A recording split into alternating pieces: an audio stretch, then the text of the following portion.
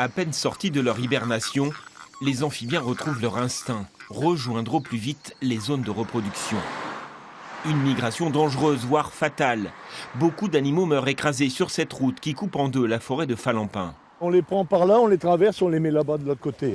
Un carnage évité cette année grâce à l'association Nature et Vie. Elle a posé plus de 800 mètres de barrière au sol avec un saut tous les 10 mètres. Et tous les matins, les bénévoles y récupèrent les petits animaux piégés. C'est une obligation, un engagement, parce qu'il ne faut pas qu'ils restent plus de 12-14 heures dans les seaux. Il y en a qui sont tombés dedans hier soir vers 18-20 heures, quoi. Et donc là, ce matin, il faut absolument les faire traverser, il ne faut pas qu'ils aillent plus loin. Mais avant d'être relâchés, les grenouilles, crapauds et tritons sont identifiés et répertoriés. Il faut savoir un petit peu comment ça va évoluer, surtout que c'est la première année qu'on fait cette opération de récupération. Donc on veut voir dans le temps comment ça va se passer. Chaque matin, une quinzaine de bénévoles participent à la mission et pas besoin d'être scientifique. Je n'y connaissais rien du tout et puis maintenant je sais faire la différence et les reconnaître. Voilà. On espère toujours en voir des nouveaux et puis voilà. Ce jour-là, près de 200 batraciens ont été récupérés dans les seaux.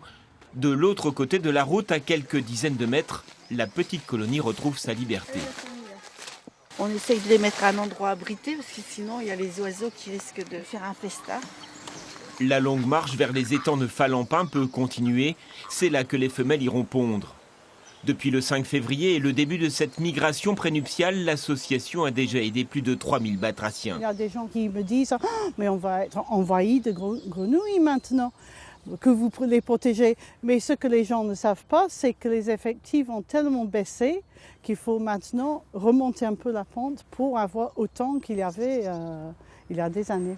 Devant le succès de l'opération, nul doute qu'elle sera renouvelée l'an prochain. Les batraciens le valent bien. Ils font partie intégrante de la chaîne de vie.